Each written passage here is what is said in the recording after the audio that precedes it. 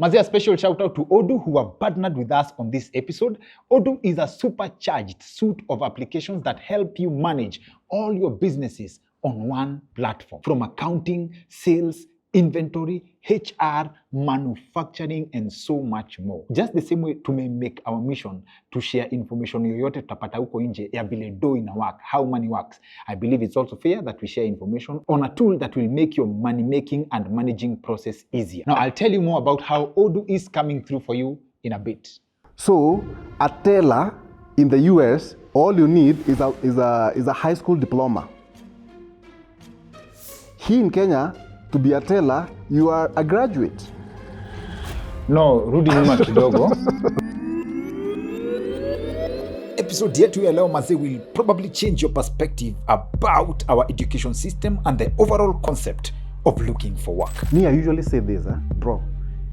For me, I usually say my masters did not really help me to get the job that I had. And I always tell people like, just doing a master's will probably not make you make more money, but maybe that network, like people you'll meet in that class. Bro, I worked in the industry for so many years, I can't write even one single line of code. Our guest for this episode, Bob Mwiti of the Kenya Airlift program, deserves his flowers as one of the top sellers of the American dream in Kenya. You have been in America for 15 years? Yes. A permanent resident? Yes. Not interested in becoming a citizen? No, I'm not a citizen. Yes. What's the difference between a permanent resident and a citizen, and why aren't you interested in getting the citizenship? From my own experience, it's a bit... This pre-qualification standard to get a visa, what do we call it? A visa is not pegged on how, it's just pegged on you getting the job. It's not you sustaining it. Because you could get a job and then iishe. Very good question, actually.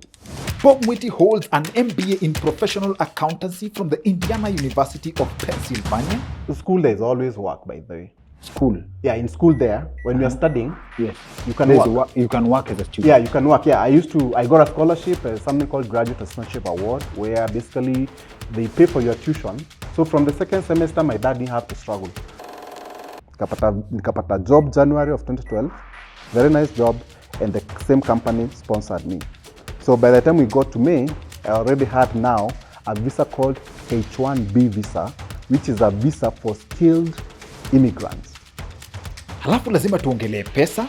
So going by your mathematics, you are someone who would be earning $1 million shillings, 1.5 million shillings, na unabaki nata $1 million. Yeah, I was almost $1 million. Yes, yeah. Okay. So I got into this space and like, I can actually start my own thing. Rather than making this 1.5, if I start my own business, I can make more. Now by the end of this episode, ni kama sisi wote tutakuwa my fellow Kenyan Americans. Family, you need to be very careful.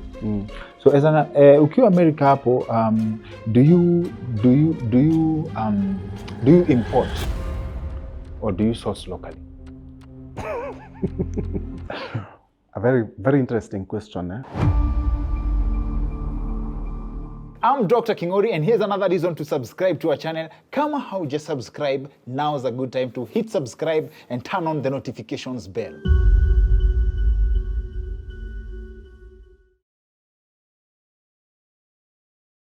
And the years you've been in the US, how difficult is it to shed ushago from you? It all depends. If you are like someone like me who has grown up in the village, maybe it's a bit difficult. You leave the village to another village in America, or you leave the village to... For me, like, for example, I never really left the village in me. Okay. Because, I mean, as in, Mimi, I mean, I come from Meru, Kimeru, mi na Chapapoa. Yes. Is Swahili and all that. And I usually even don't have that American accent, even though I've been there. And the problem with us Merus, we have a very heavy Meru accent. Yes. So in as much, even if you try to twang and do all kind of things, yes, it will not come out. So do you leave the village to another village in America, or you leave the village to New York? So me, I live in Tampa. Tampa is a city in the state of Florida. The headquarters of sinners. No.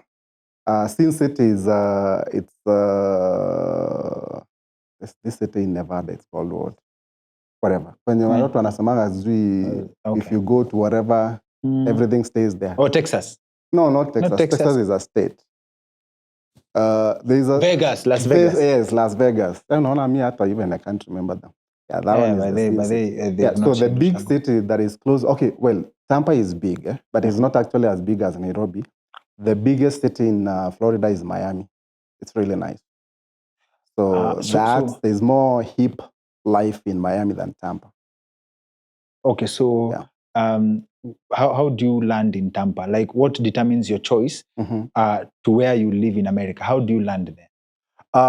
Usually most people, it's all based on maybe the people that you know somewhere. But for me, I went to the US as a student. I went as a master's student. So I did my undergrad here. And then I got an opportunity. I went there. I went to a school called Indiana University of Pennsylvania, a very small town in the state of Pennsylvania called Indiana. There's also Indiana State, by the way. There's Indiana State. So it's that where the school was located, it's more or less like a college town. Usually more or less like Republican kind of a town. You know, you won't even find a lot of black people. That kind of a That's small where you town. went? Yeah, very like deep in, in Pennsylvania, the state. The place where, like in the movies, we see white people getting angry when they see a black person. Is that true? Or that's just for dramatic effect? I mean, I think maybe there's some things like those ones, but there's those deep places where like you won't even find somebody who looks like us. Now, the good thing with the place that I went to school is because it's a college. So a college, there's usually a lot of people like us, but it's predominantly white place. Yeah, but I really never felt like out of place because you're in school, it's a college town, there's a lot of other international students, so you don't feel it. But if you go to other like those deep ushago ya huko, where they ban black people, there's nothing like that. I think some of these are stories, but hawezi enda mahali upate Mwiti choma, as in hiyo KKK that they talk about. Well, there is those beings, by the way, there is, but I mean, for me, actually, I never really experienced it, so I can't really say like there's nothing like that. But personally, I've never experienced. But there's those deep places where, like, it's really like those rednecks. They call them rednecks, whatever. I've had rednecks. Like, like really, like mostly you won't find people like us. Yeah, but where I went to school, it was basically a small town, but because of the school, so I used to interact with a lot of international students. But then after that, I got a job as a systems analyst, and I worked in Kansas City. Kansas now also, that's a place where there's usually a lot of also mostly predominantly white population. No, wait. Yeah. Twende pole pole. You, first thing. Yeah. You say that in your experience, you didn't experience the so-called racism that people especially, I come to understand that there's black people, Americans, and there's African Americans. Correct. And you don't like each other. Yeah, from what I know, yeah. Yes. How do they tell first? Well, of course, your accent. Like when you're on the other side, they say we have an accent. So even if you, for example, even if you've been there for 15 years, and you are trying as much as possible to have the American accent, the locals, they can still tell that you are not. What is so difficult about saying nigger, man? It's not just about that. And by the way, that's a very derogatory. You can't use that. No. We see it in the movies. No, I normally see them using within their own community, but anybody else outside of that, you can't use. Even you? I can't. No, this is not like... Unless it's not only white people who are banned from using such words. It is black people from Africa too. Well, I don't know. I mean, you see, from what I know, mostly I normally see the typical African American, like the Americans who are black. They are the ones who don't even go to school. Yeah, they are the ones who really converse in that kind of a language. You'll never find like somebody like me, saying that. Actually, for me, even it feels like odd just saying, because to me it feels like also it's like, so ni kama natukana mtu. For real. But yeah. So but also it depends also where you grow up, like if you really grow up in like those inner cities, like the ghettos, therefore of course you catch those things. So kitu imekuokoa America ni wokovu. As in, I would like to understand before we talk, because you say your story is so easy, like unamaliza shule, you get a job, right? That is already so easy. Alafu ama you are the outliers when wale mnaangukia that you don't have to go through the stereotypical process that we know of people going to America. Well, I would say my path was a bit not easy because I had to figure out so many things. You know, going there as a student, you have to figure out like how do you really transition into actually being able to live and work there legally. Okay. Legally, yes, because usually most Africans or most immigrants, when they go there as students, the process of transitioning into living and working there legally, it's very challenging. You find like people will go there, but maybe they drop out of school for one reason or another, or when they are done with school, they are not able to get the right documents. Because what happens is, for you, for example, to be able to get the work visa, you have to find an employer who is willing to sponsor you. Okay? There's a work visa for skilled immigrants, and that's what I got. But even to get that work visa, if you go there, for example, as a student, it's not easy because any company that is in the US, what they have to do is they have to prove to the US government that you actually have skills that most Americans don't have for them to be able to petition for you to get that visa. So for me, what I did... Wadau, a smooth transition into ile 411 yetu ya maana. We all know that this platform is mainly about business and how money works. And the vibes are even better when we can share with you information on a tool that can better your money situation. That's Odoo. Odoo is an all-round business management software with a range of applications to help you manage all aspects of your business. Now, with the digital migration, Odoo makes it quick, simple, and fun to build your business and online store. Now, how quick, you may ask? Just 4 simple steps. Define your objectives, choose your color palette, or insert your logo, add pages and functionalities, and then choose a theme. From there, it's just as easy as dragging and dropping blocks.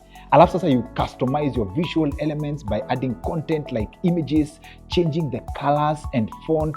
Then you publish your site in just a few clicks. Now that you have a website, you can build your online store. You can create your product directly from your site easily. Alafu unaweza customize the product by setting the price, adding a description, and adding photos. And all that is left is setting up a payment method with options directly on the platform, and you're ready to make your first online sale. This is mind-blowing stuff, man. And to top it all off, your first app on Odoo is free for life.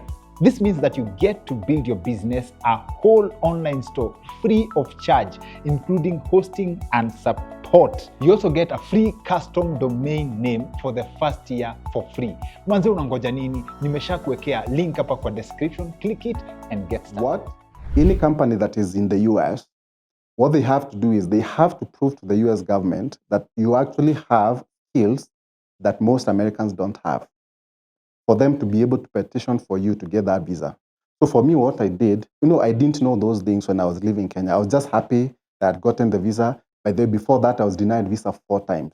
I got my visa at the 5th attempt. Did you have a plan like going? Ama you were just applying for the visa, like betting? Ikiingiana uende? I just wanted to get the visa and go. I never knew. I mean, if you asked me those days, like, okay, would you like to come back?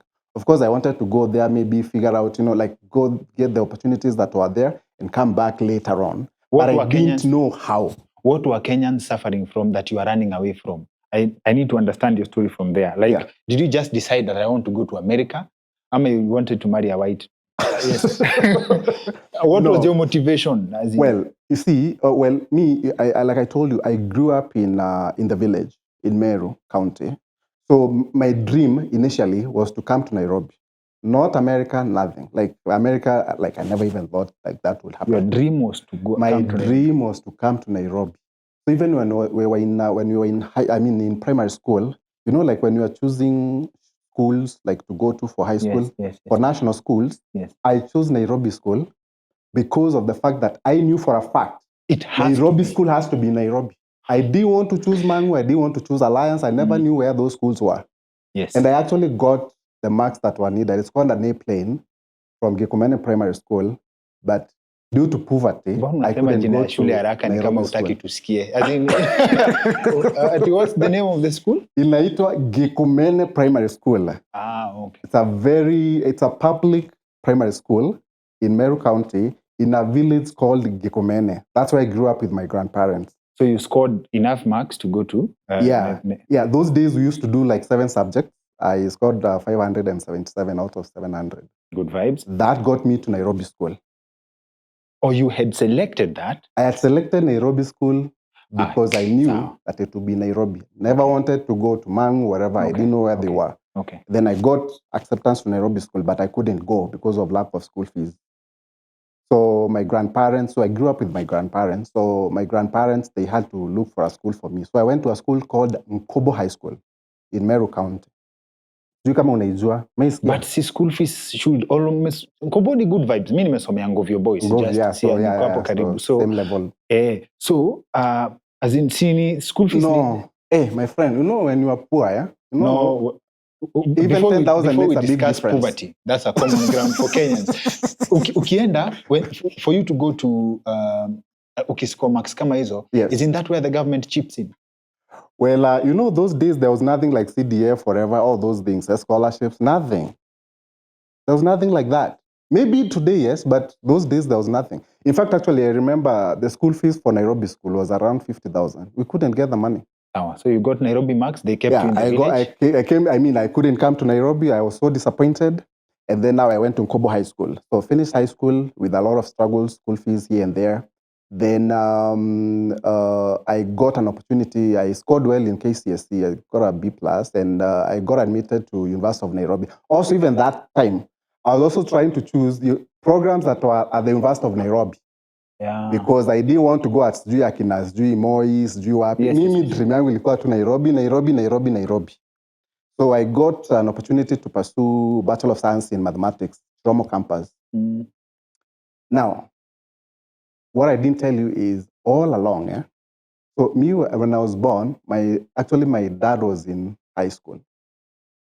And my also walikuwa two teenagers. Ile tu ya mchezo or something of the sort. So I never really had to live with any one of them because my dad continued with school. My mom, I could drop out of school because she had me. So at some point in my dad's life, he left for the UK. In 1996. I thought unataka kutuambia you caught up with your dad in high school. No. Oh, okay. No, the last year of high school, because it got to a point where when I was in Form 4, I had so much balance and we couldn't even register for KCSE. So we actually I told my grandparents and they started looking for my dad. And that's how my dad came into my life. So we found somebody who knew his contacts in the UK. And that's how he came into my life in 2001 when I was in Form 4. So he alikuwa in the UK? Alikuwa ameenda already. Okay. And that time alienda, I never knew him. In fact, actually, I grew up knowing my grandparents were my parents. Okay? So when he came now into my life, now that's when my life changed completely. That's when my dream of coming to Nairobi now changed to the dream of going abroad. So now, umetushikanisha sasa na story ingine. Yeah.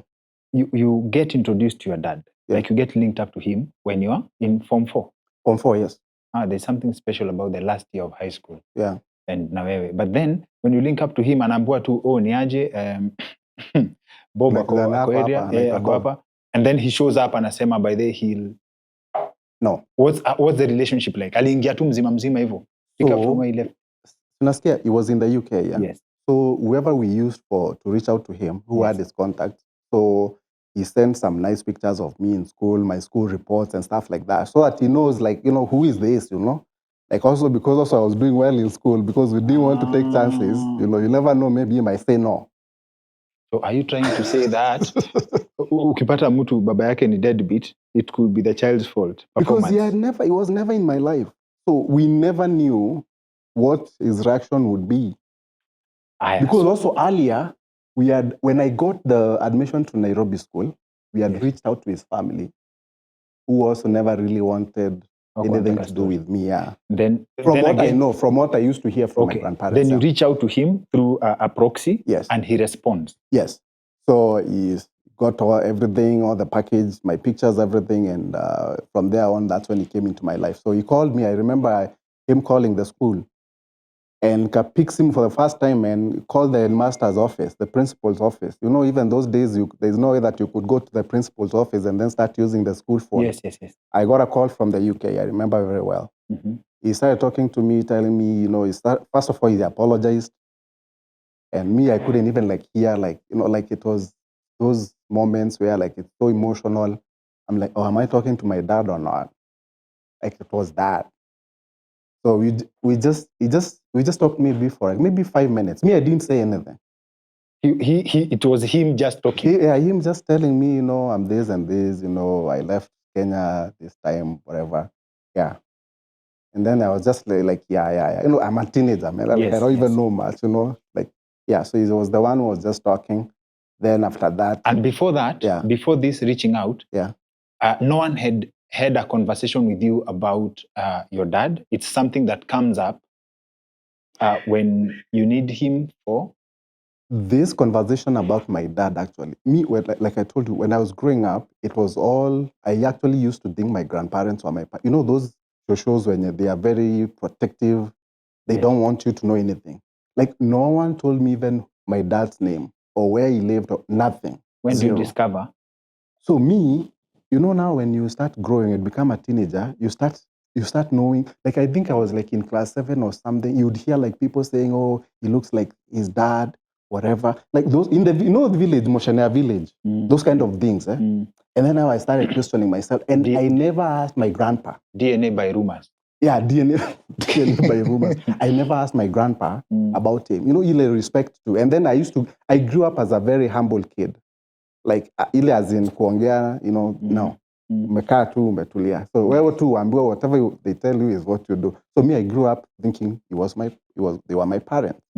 Yeah. So the moment when I came to know when that information about my dad, he lives here, we would like to see, we like to him to know about you and so that he can help us. That came up when we closed school before we got to Form 4. That hiyo December ya shule. Hiyo sasa ndio tuende kumtafuta. That's when that conversation came up. All your life, class 8 umalize, high school. Nothing. I didn't know who he was. I had never seen him. Nothing. So when he calls you, you know nothing still? Nothing. No. When he called me, by that time, because what happened is when he got the information about me, of course, he reached out to my grandpa, they talked and all that. And then after that, of course, also the same progs, they give him the contacts for my school, the phone numbers and all so that he can call. Yeah, so I had already been told, oh, your dad actually, you know, he's in the UK now and he's ready to support you. So I knew, even when I was going to take that call from the principal's office, I knew it was my dad who was calling, and I knew things had changed for me. Wow. And when you speak to him, what is he apologizing for? The fact that he was never in my life. Was it his fault? To some extent, yes. Because you see, if you get a kid, whether you are, because he was a teenager anyways, so I don't even blame him that much. He was a kid. So, but if you have a kid, you know you have a kid somewhere. But he never really, he never made an effort of looking for me, even after he went to the UK, because he continued with school. He was in Form 2 when he got me. Continued with school and all that. He went to university and all those things. Went to University of Nairobi. Then after that, got a job here. And then after that, he left for the UK. But even after that, all that, he had never really reached out to me. So I believe maybe he was feeling like he needed to do that. Okay, and how does your life change? Because I want us to connect this to how you get to America. Now, how I get to America. So when he came into my life, so he started telling me about, oh, you know what, I would like you to come to the UK. Okay. So I'm like, how do I go about it? So he's like, hey, you know what, we can do this, you can get a passport, la la la la la. Then all of a sudden, I'm up and down looking for a passport when I was in Form 4. In fact, I started telling everybody who was in my class that I'm going abroad. Like kila mtu alikuwa anajua mimi naishia after KCSE. So initially it was the UK because that's where he was. So he went there, he started his own family and all that. So me, I thought I would go there. But little did I know that that process was going to be a very long one and very frustrating, because the first time that I went for a visa interview, I got denied. 2001. 2001, I remember it was December of 2001. I think it was What's the 13th reason or for the 14th of denial? December. What reason do they give you?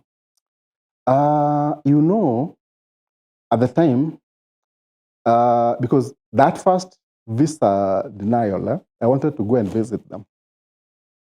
So they said you can't go because your ties are more on that side than on this other side. If you are looking, what most people also don't know is that if you are looking for a visa, especially an immigrant visa, which is basically a visa that's supposed to go and come back, you're not supposed to show ties to where you are going. You are supposed to show ties back here. So because my dad was there, so if I went there to visit, there was a very high chance that I would have stayed there, which actually was the case. I don't think that was the plan. I think so. But I mean, I don't know what my dad's plan was, but I believe so, because I don't think I would have come back. Okay. Yeah. Okay. Yeah. So I got denied. Then for that simple reason. So that's your lesson number one. Yeah, lesson about number visa one. application. Yeah. Yes. Got denied. Went back to the drawing board. KCSE comes out. I've scored a B+. Then he says, hey, you know what? Let's now try for you to come to school. So I got an admission to pursue software engineering. Okay. And within this period, from when you meet him, he now supports your education fully. Yeah. So when he came into my life, my friend, the whole school fees balance cleared. Mngaro from UK, viatu nini, and mimi ni mshamba, hata sijui kuvaa. My friend, Mngaro, like suitcases, natuma kutoka UK.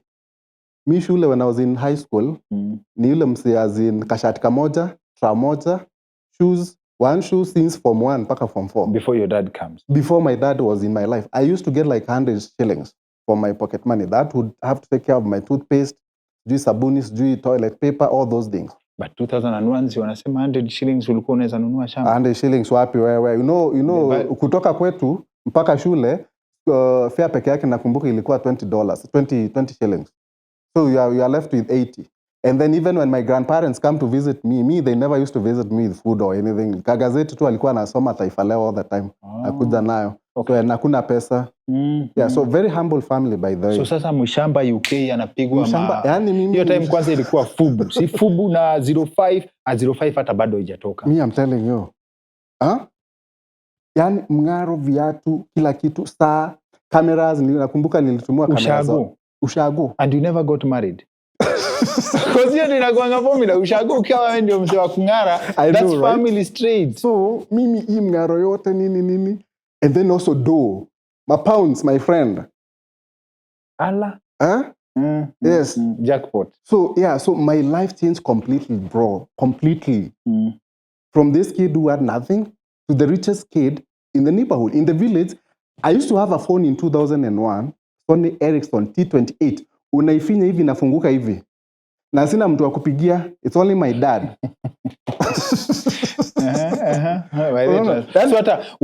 Hata huku ana haja ya kukuja Nairobi tena. Sasa haja Nairobi tena, already now there's this vibe that you need to go to the UK. Everybody in my class knew I was going abroad. Na wewe ndio kusema pia huko. And then nikatumiwa CD player. I was the first kid in the village to have a CD player. Na ma CDs akina Tupac Shakur. Mimi sikuwa najua akina Tupac Shakur ni akina nani? Akina Mary J Blige sijui akina Britney Spears. Hizo zote anakutumia. Zinatumwa. Okay. So first visa denied. Yes. Second. So the second attempt. So we decided. After how long? That was now in 2002. After KCSE was out. Yes. So he started looking for a school there for me. And he got me admission to, I think, London School of Management or something like that. Yes. To pursue Bachelor of Science in Software Engineering. So the grades that you got in Kenya can be used to look for a school in the UK? Yes, yeah. So I scored a B+ of 71 points. Okay. Which was pretty good. For that, I could get into software. And then by those days, software engineering, I didn't even know what it was. So they do recognize our education system in terms of the grades that you score? Yes, they do. Okay. Yes, yeah, they do. Yeah. Yeah, so that grade that I had was enough for me to get into that kind of a program, software engineering. But university certificate is what they don't recognize, because I have a friend who's a plastic surgeon. He tells me that he cannot practice in America. He has to go back to school from scratch. So mostly universities, they usually require you to do something called evaluation of transcripts, because your transcripts don't really reflect, they don't look exactly the same as what they have on the other side. Like for example, in the US, we use the 4.0 GPA grading system. Here tunatumia sijui first class, second upper, whatever, all those there. Yes. So they have to align with what they have on that side. Most universities require you to do that evaluation of transcripts. Because I've always wondered, because my friend is a doctor, a plastic surgeon, doing very well. So I thought like maybe American meat is different. But you see, also it depends with the space that you are in. For example, in healthcare, especially like a doctor, you also need like local residence, ya daktari wa huko. So you can't really go with your credentials za huko, straight ukue daktari huko, upate licensing za huko and all those things. Even nurses. That's why even if someone wants to leave Kenya and go there as a nurse, they have to do an exam called NCLEX and stuff like that. So you'll tell us all about that. But Sasa, how you convert your B+? But the second... So at that point, I was not the one who was really looking for the school. He's the one who was looking for the school for me. So he found one. And at this time, you've never met? You just communicated? We've never met. Okay. Still, we've never met. He's still in the UK.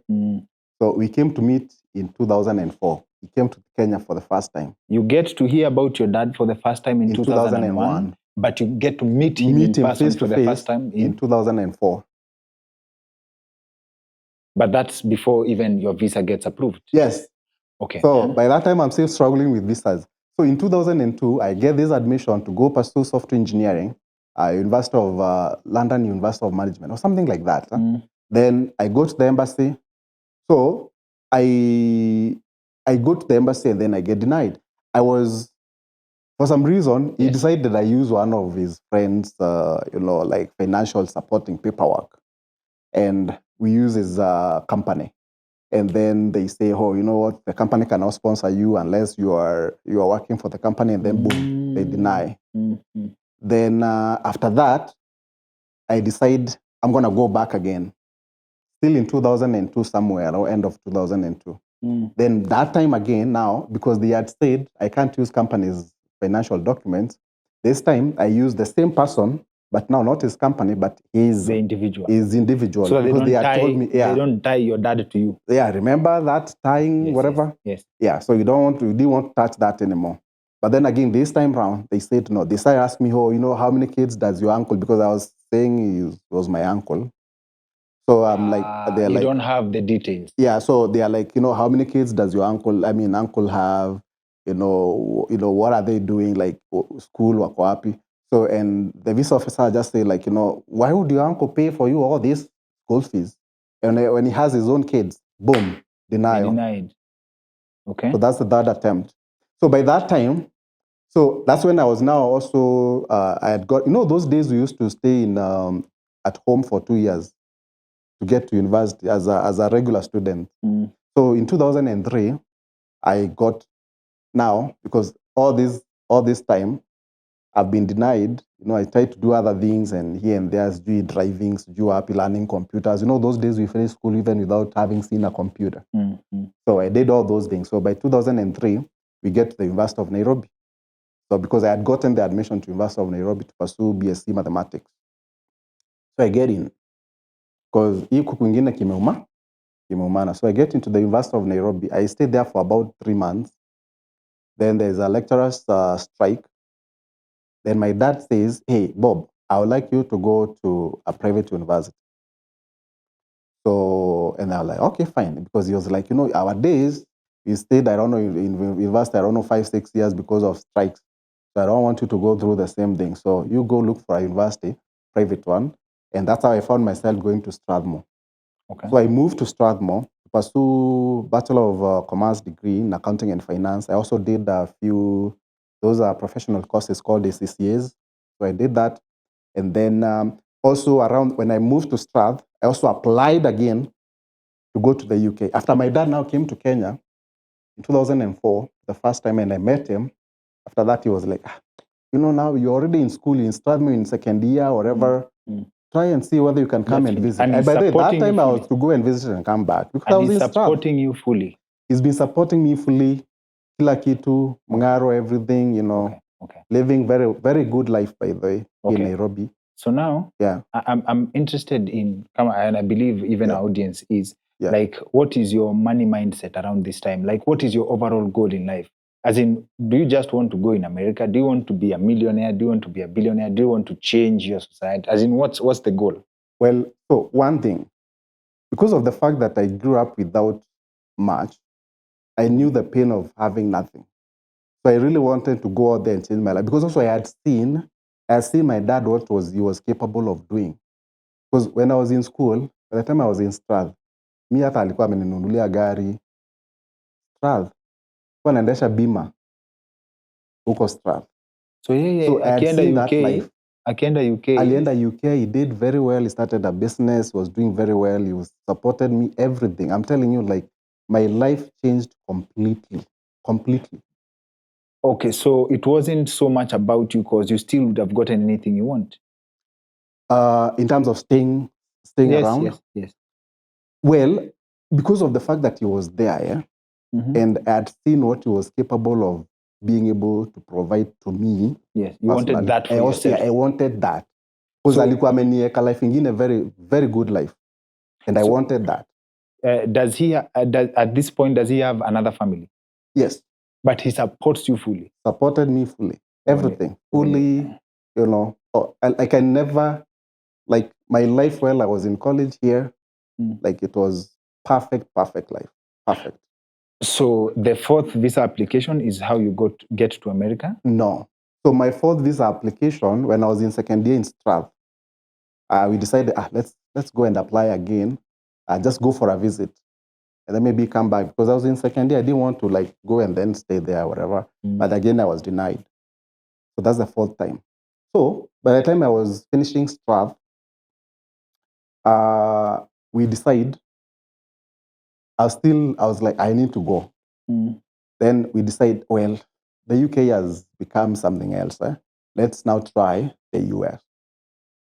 So I started now looking for schools. Now we are like, let's do the US for my master's. So I started looking for schools and try to figure out what is really needed for the US in terms of the requirements, you know, for you to pursue your master's there. So those days, because that was in 2008, those days, like, the MBA was the in thing. Like, most people used to like go and do MBAs. So I was like, I can go and do an MBA. I done BCom. So now that's when we started that process. And luckily, in 2009, I got the visa. They gave it to you? They gave it to me at the fifth attempt of having to look for this visa thing. Yeah, so I got the visa. So what's the plan now? America, you don't have family there, right? No family. Family is in the UK. So you're going to start there but at least you have backup. You have a government behind you. The good thing, yes, my dad was doing very well. I mean, like, even going there, you know, like most Africans or most people, in as much as they are going abroad, they don't have unlimited resources in terms of finances. Okay? For me, I was all set. Like, that was really, I always say, like, for me, like, finances, peace was not really a problem. Okay? It was not a problem. So even when I went there, I stayed in school. Like, you know, living also even on campus is very, very expensive. So I was put in a very nice, you know, place on campus. Like, no campus accommodation huko. It's not like here Hall 1 huko Nairobi uni. When you mnapika it's Kilimani. Which one is a 3-star hotel? Maybe hotel yenye iko hapa. No, any 5-star. Hiyo ni 5-star. Maybe 3 or 4-star hotel. Student suite zenye mnakaa. But it's very expensive though. So not many people How expensive? How expensive? You're talking about those days. Comparative. Let's say comparative, because that's what you do now. Like, comparative to studying here. Cost of accommodation plus. Well, to study in the US, for example, like the school that I went to, which is not a very expensive school, relatively affordable in quotes by American standards, it will cost you around $30,000 to $40,000 per year. So if you 30 are to $40,000. Yes. Quick mathematics, niliambiwa we don't About convert 5M. like that. 5 million Yeah. per year. And you're supposed to do 4 years. No. For a master's, I went for a master's, so it's about 18 months. You can actually knock off your master's within a year, or so you 5 can do million. it to up to 2 years, depending with how many units you are taking. It's not like here where like they tell you, oh, this semester you are doing 7, next semester 7. So they in the US, they have like the minimum that as an international student you must do. Okay. You must take at a minimum 3 units, maximum 5. So in a typical master's program, like an MBA that I went to pursue, it's usually 10 units. So if you are taking max of 5, so basically you can knock off your master's within a year. You can, right? You can, yes. But so it's not it's advisable to do your master's. So let's discuss just the master's. Like let's say someone in Kenya had a job, you've done your undergrad upper, you go to the US for master's, you're investing 5 million. Yes. That's 5 just million. for tuition alone, everything. Tuition and living expenses. Tuition and living expenses, Yes. 5 million. 5 million. Now, in this world of today, someone would ask, why don't you just take that 5 million and open a business? It all depends. You see, also, this is an investment also. You know, so business is investment. That's what I'm asking. What's the value for that investment in school? Like, does it come with a TO guarantee that I'm going to be employed immediately? Because there's unemployment in America too. Yeah, there is. Yeah, of course. So you see, also, any venture out there, whether it's something like that, that you want to go and pursue, there's always that risk that is involved. You can go there, spend the 5 million, and you come back broke. No job, nothing. Also, you can potentially start a business, 5 million, boom, you start the business and you don't get anything. So again, we go back to it's all betting. It's all betting, yes. It's all betting, actually. Yeah. There's a risk involved. So it's up to you actually to figure out whether this is something that it's a risk that you can take.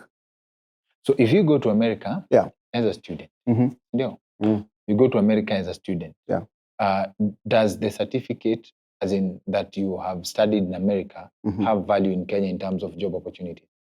Like let's say, for example, umeenda umesoma, you've graduated, umekuja huku. Are you more marketable? Is that what you are? Yes. Are you more marketable here? Yes. Well, I don't know, man. I mean, people say that, but I'm not very sure. Maybe not. So what's the value then?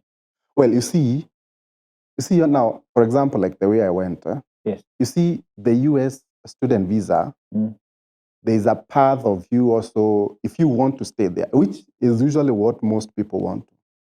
Or it's just for sentimental value?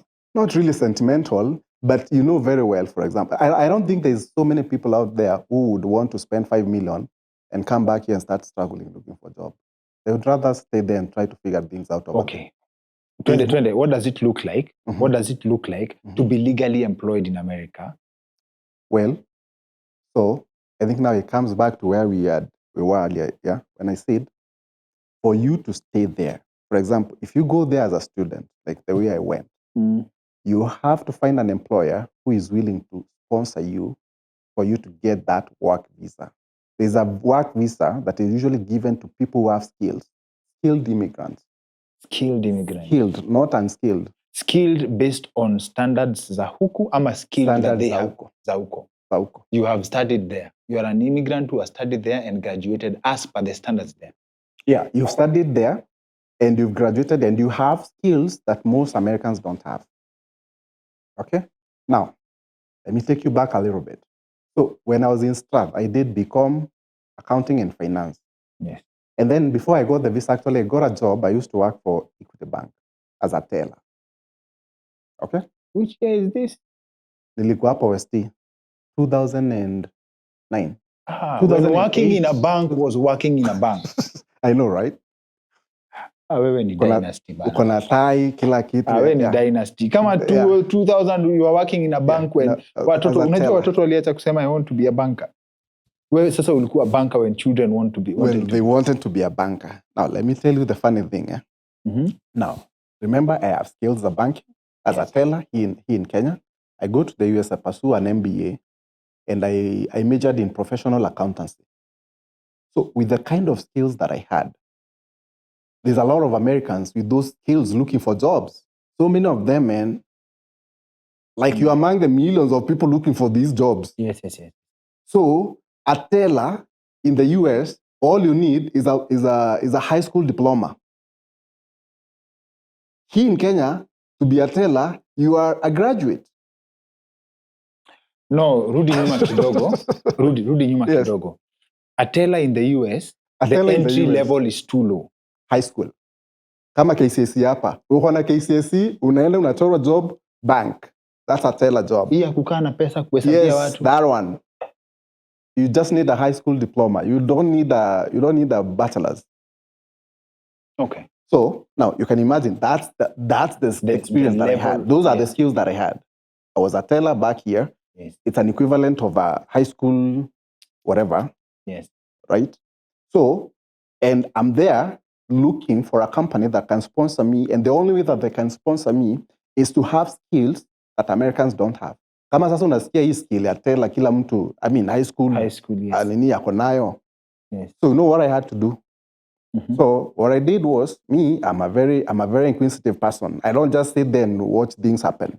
Mm. Like I'm asking questions. Like, for example, like, why did this guy? For example, there are some guys that we used to work with. We were in the same class with. Mm. Mostly Indians, Asians.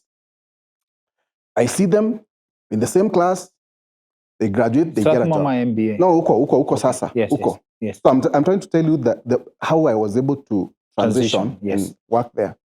So before we graduate, these guys who are a little bit ahead of me, we used to hang out together, party and stuff like that. They graduate, they're getting jobs. But anybody that I knew, especially those, because we had a few Kenyans also in that school that I met there. I think 1 or 2 Kenyans, a few Nigerians. All of us were struggling looking for work. Even getting an internship was a problem. Mm-hmm. Okay. So, and here we need to look for a job that can be able to sponsor us. Like we need to find a company that can be able to give us the right papers to live and work in the US.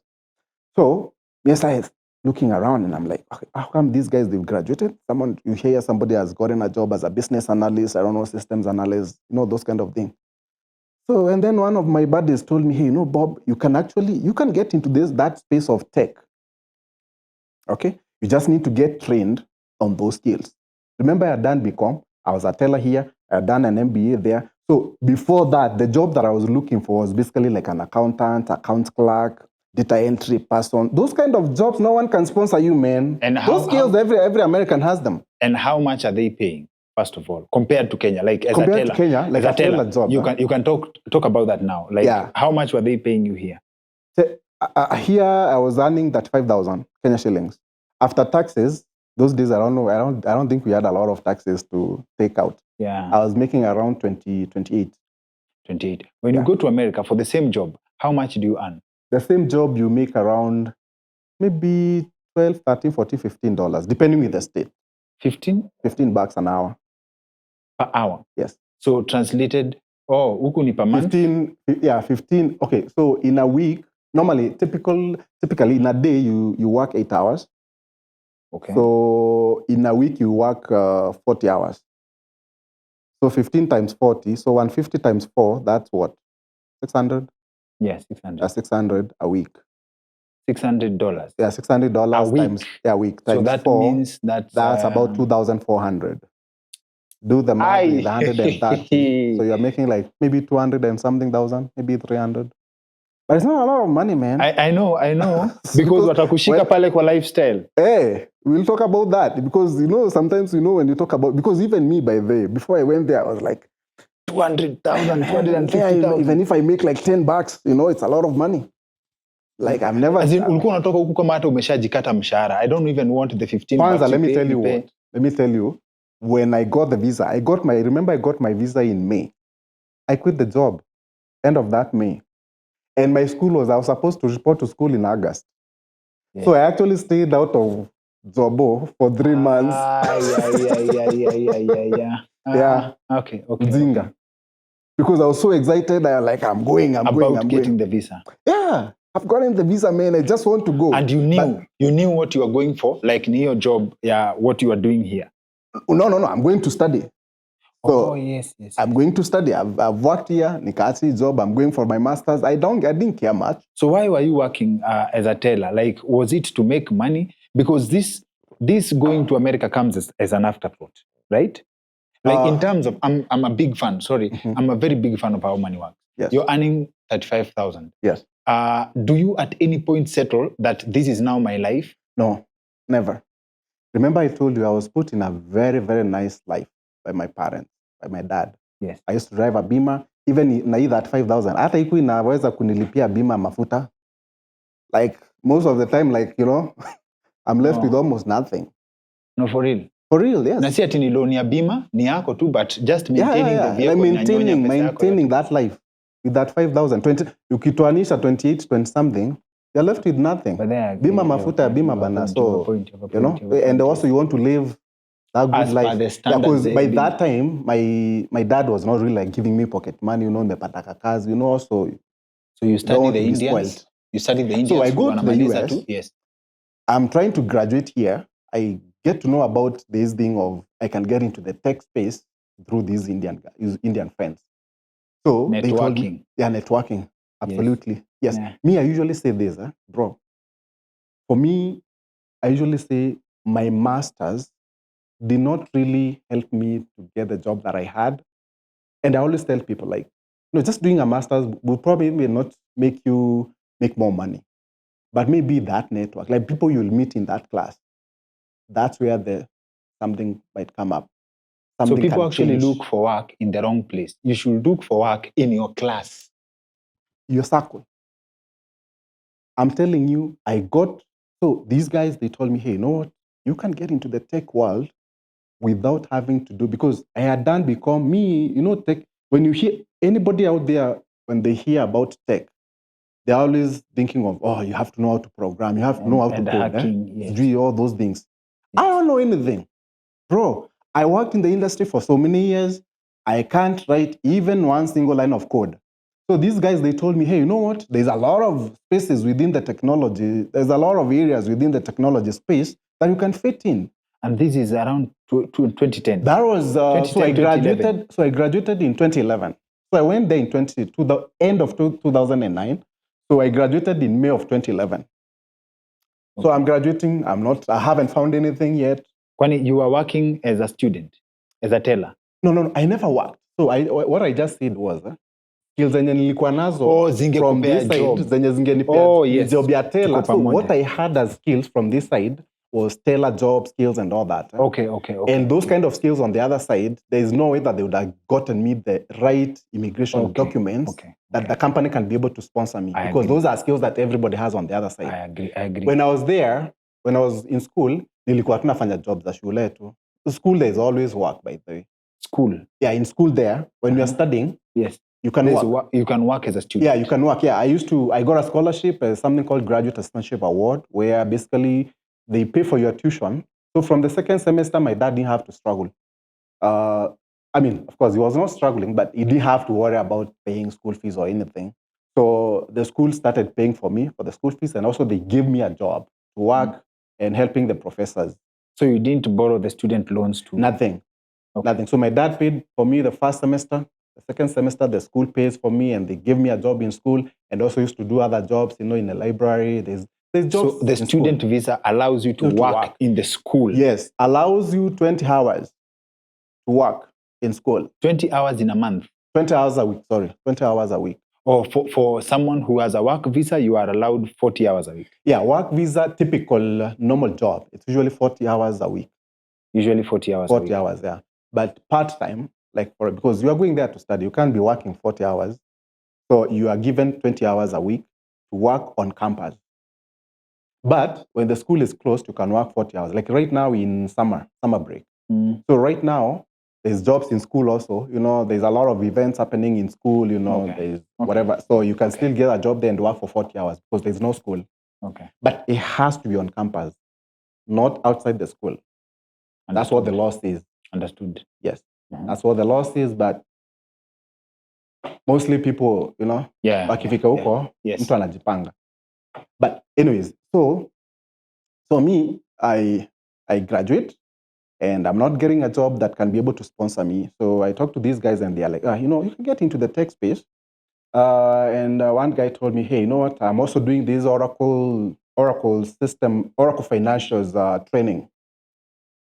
So basically, Oracle Financials It's an ERP, Enterprise Resource Planning tool, that companies use to record their day-to-day transactions, like run operations of a business. We have a partnership with Odoo Mhm. that is a system that works like that. Yeah. Like you can create a website from Mhm. just online. Yeah. They give you you have all other applications. Yeah. Like you can manage all forms of business. Like You can integrate accounting, everything, all sales, that, point of sale, customer everything. service, all those. You can create a website. So Yeah. it's that's how an ERP works. Okay. That's the one. Yeah, to manage all the business processes. Everything. Yes. So that's the system that I got introduced to. So I got this training. I went and did the training. I was trained by an Indian company with some Indian dudes somewhere in Chicago, and I finished the training, and boom. How long is this training? I did from May. I graduated in May, so I did the training May, June, July, August, September, October, November, December. I got my job in 2012 as a systems analyst. Like 6 months alone gives you a job, but all these years to graduate doesn't get you. Exactly. That's why I said that master's program really never really gave me, like, if you look at the master's, the MBA itself, it didn't get me the job. So with a one-track mind, if you had focused on mimi ni mtu a master's, this is the job I want to do, you would probably be struggling. I'll be struggling even today. Because one, there's no way that any company would have sponsored my work visa with teller skills. I didn't have any other skills, man. You see, tech space, and not just the US actually, everywhere across the world. Even tech guys here in Nairobi make a lot of money here in Kenya. They are the ones who are driving nice cars around. So does this mean we have a wrong approach to education? Because in this sense, like, does it mean that you can leave, you can quit Form 4 and choose a short course that can guarantee you success in life? Yes. If you had left Form 4 and did that system analyst gig, 6 months, you'll be set better than someone who spent 10 years doing. Absolutely. In fact, actually, a lot of very smart people in tech, especially in the US, they don't have a bachelor's degree. Akina Zuka wananga degree. If you're smart, actually, you don't need to go to school. You just need to have the right skills. Sometimes I usually think, like, education system is somehow screwed up. So, thank you for that point. Thank you for that point. Yeah. Interesting, but debatable. I'm sure watu wetu, of course, our experts watatuambia hapa kwa comment section. Then, mpaka hapo tuko sawa. So, minus your dad's support, do you see yourself getting this opportunity? Because I want to know what shot someone who doesn't have this blessing, right? Of your dad coming in at the right time. At the right time. What's their chance? Zero. Bro, where do you get 5 million? How many families in Kenya have 5 million somewhere sitting for them to study abroad? Very few. Unless you're a politician or somebody or a businessman. Even business people, man, you're always putting money back in the business. You can't access money without seed money. And here in Kenya, right, we don't have, like, financing for, like, studying abroad. Like, there's no product like that. But see, that's what you do. Yeah, that's what we do. That's why we come in what I do here. So there's nothing like that. So usually, going and studying abroad, like, for most people here, it's for the rich people. Yeah, it's for the rich.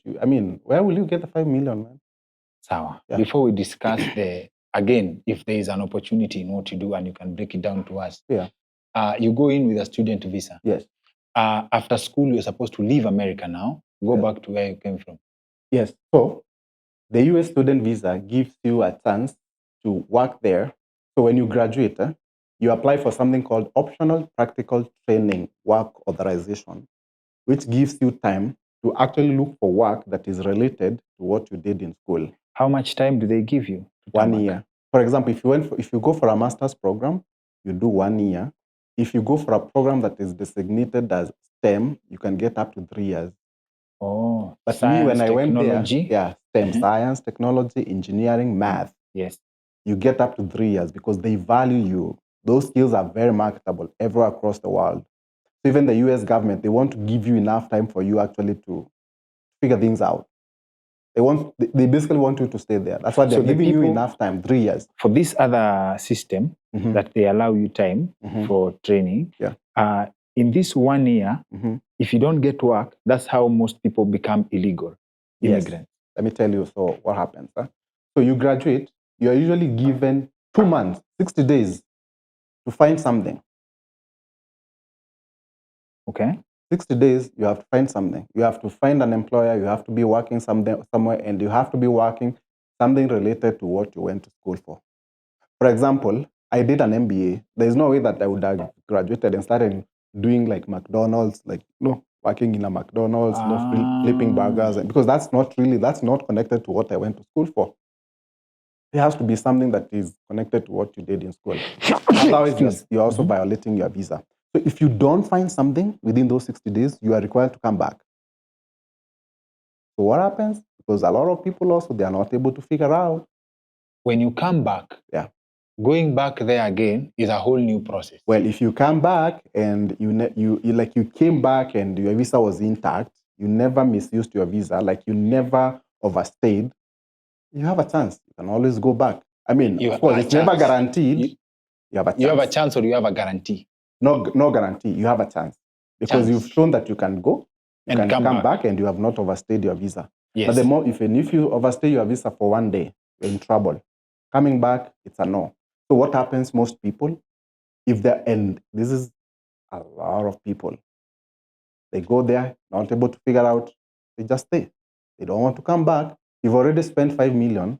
You don't have a job. Maybe you are trying to, when you say you don't have a job ziko. Like if you want, for example, kuosha nyumba somewhere, utapata. Ziko, ziko. But job, corporate. Sawa, wewe, you graduate na MBA. Yes. Right? Yeah. But you slide into tech. I slide into tech, yes. How does this opportunity happen and you had 6 months to learn? Yeah, so that training that I did, so I used that whatever the authorization that I've just told you, I used that one now to do the training. Okay, so I got trained on this Oracle financial system. Yes. To become a systems analyst. Basically, I got trained.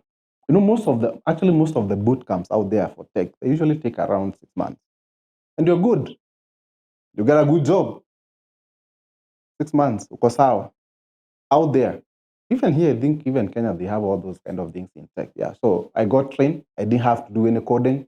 Basically setting up the system from the front end. Basically, I was the guy who would sit between the business and the tech team. So I would sit with the business, for example, understand the business processes, then document those business processes, and then now explain to the technical team what they need to implement as far as that Oracle system is concerned. So that's what I was doing. That was I was trained on, and that's what I got a job for in January 2012. Okay. Very nice job. And that company that got me the job, also, they filed for my papers now to stay there. Remember, I had only 1 year. Yes. Yeah, EO authorization ya kufanya training and all that. So, because after 1 year, where do you stay? So, hapo ndio niliponea. Yeah, hapo ndio niliponea. So, nikapata job January of 2012. My visa, that authorization was ending in May of 2012 because I had graduated in May of 2011. So, I had like 4 months left before my visa expires. Then the company came through. Nikapata job January of 2012. Very nice job. And the same company sponsored me. So by the time we got to May, I already had now a visa called H1B visa, which is a visa for skilled immigrants. Visa for skilled immigrants. Immigrants, yes. So people with the skills, like what I had now. Remember, I'm now into tech, and I started this Oracle stuff, all these things. Not many people out there can do those kind of jobs. These are like rare skills. Okay. Yeah. Okay. So I moved away from all these because I was pretty much like Taylor accounting forever, and now got into this. And this is a space where there's actually not really many people. So that's how I was able to get. The secret is be unique. Secret is look for something that is not crowded.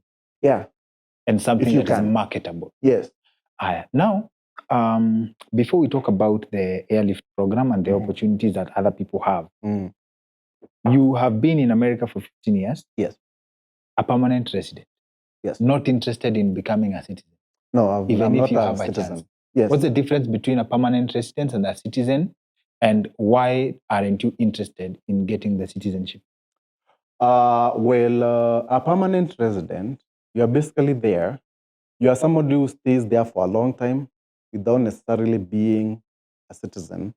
Or I don't think it's the subjected best way to, you don't to- apply it for a visa, kabisa. Yeah, I again. don't, like, for example, when I You- come here, I don't need a visa to go back to the US. You can walk into the I US just, yeah, and come out come out, like come in, as ni kama ni Juja. Like Yeah. you can go in. in and out. But I can't stay outside the US for more than 6 months. If you So like stay, last year, I stayed for almost like 5 months, and I was like 5 days to 6 months. if that happens, what happens? If you cross 6 months outside the US, They deport you.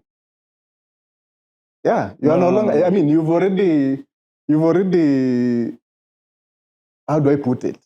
Like, because what the law says, you can't be outside the country as a permanent resident for more than 6 months. You've been outside for more than 6 months. So basically, you can't go back.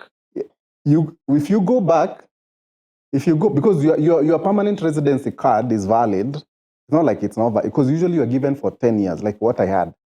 Okay, for 10 years. So it's still valid for 10 years, but the law says you can't really be out for more than 6 months. So if you go back, once you get now clear of immigration in the American airports, those Homeland Security, like the immigration people, can decide not to allow you inside. Okay. Because of the fact that you may violate your permanent residence. That's interesting. Status. If you're given a tourist visa, you can't stay in the US for more than 6 months. Yeah, also even tourist visa, you actually get like 5 years, but you can't stay for more than 6 months. So you have to go out and come back. You have to go out and come back. Months. Yes. But sasa, if you have a permanent residence, you can't stay outside the US for more than 6 months. Yeah, you can't stay outside the US they want you to stay in the US because that's where you are a resident. Why risk that if you have the option to become a citizen? You see now, for me, it also depends with an individual. Yeah, a lot of people out there, they want to become citizens. Most people hold 2 citizenships. But for me, really, I've never, like, it's just me, man. I never really, it was never been not interested. Never interested. You're not tempted with the idea of security. There's no security really, because, well, that's what most people think. But see, if you're a permanent resident, I think if you're not a citizen, the only thing that you can do is voting. I'm not interested in voting. But let me give you one advantage. Like what's happening in Kenya right now. As a citizen, if you get abducted, like they are doing right now, yes, Biden himself will come for you. The movie's lie to us. I don't know about that, man. Sometimes people just think like just becoming an American, you have all these, well, if there's something really bad, of course they can take you because you're an American citizen. Yeah, that's a benefit. But something like that. But it's true. If you got abducted in the protest, just as a mistaken identity, because that happens, Pierre. The president, they will do a press conference for you. I don't know about that, but for example, I'll give you an example. Sijui ilikuwa wapi, sijui ilikuwa in Afghanistan when there was a change of government or whatever. Taliban, yes. Yeah, Taliban, yeah. And some Americans were stuck there. All of them, they were evacuated. All of them? Yeah, all of them, yeah. Because they're American citizens. So if you are not a citizen, of course, they won't do that for you. You don't have those privileges. You don't have there are those certain privileges. Yeah, to there's being those ones. Yeah, but generally, you don't really miss out on much. Okay. If you are just a permanent resident. For example, my kids, they go to the same school as an American goes. They don't have to pay anything. School. I mean, but if they are citizens, school, right? Yeah, my kids are citizens. Yeah. So in the event, my family that I have in the US, I'm the only one who is a permanent resident. If you get deported, yeah, as an American, yeah, wanakutoa huko, watoto wako wanabaki, they are American. Yes. Yeah. So you're the odd one out. I'm the odd one out in my family, yes. Okay. So, and but generally, really, don't feel anything. I mean, you are running your business, kids are going to school. Like, there's nothing that you are missing, really, other than just the fact that something like that can happen. But it can happen how many times in your lifetime? Okay, understood. Yeah. So now, Basi, your story is very interesting. Yeah. But now tell us about the Kenya Airlift program, how it comes about, the benefits, and who stands to benefit in these opportunities before we close. Yeah. So So when I got into this tech space, so I realized there was not really many people of my background who are in the space. And this is a space that actually had money. Mi niliingia hiyo space bana, nikarealize kumbe kuna kwa na pesa. 2012. So mtu anaweza 2012. sema you guys got the first mover advantage. Yeah, mulichangamkia kwanza. Ni kama quail business. I doubt if the opportunity still exists for people today. Yeah, they do. The US economy is huge, man. It's the biggest economy in the world. So there's a lot of opportunities like those, huh? So people still can have a chance ya kwenda huko legally. Na utransition na upate kazi. Na utengeneze do. Yeah. So mimi your job, I was making the first job, I was making close to like maybe 800 around there. Then by 800, the time I was 800 for context. Yeah. Kenyan money. Yeah. So in 2012 from making that 5K to graduating on the other side, and 6 months later, I'm making around 800,000.